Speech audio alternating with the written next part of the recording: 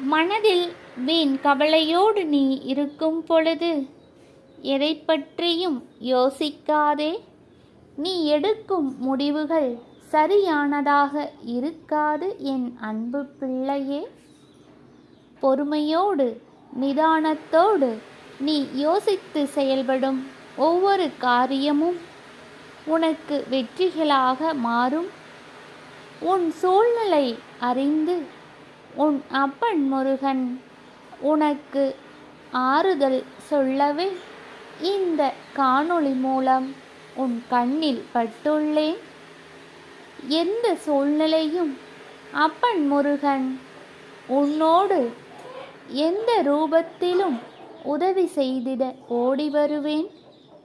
என் பிள்ளை, உன்னை கலங்கவிட்டு நான் பார்ப்பேனா? அன்பு பிள்ளையே, நல்லதே நடக்கும். நீ நினைத்தபடி நடக்கும். வெற்றிவேல் முருகனுக்கு அரோகரா.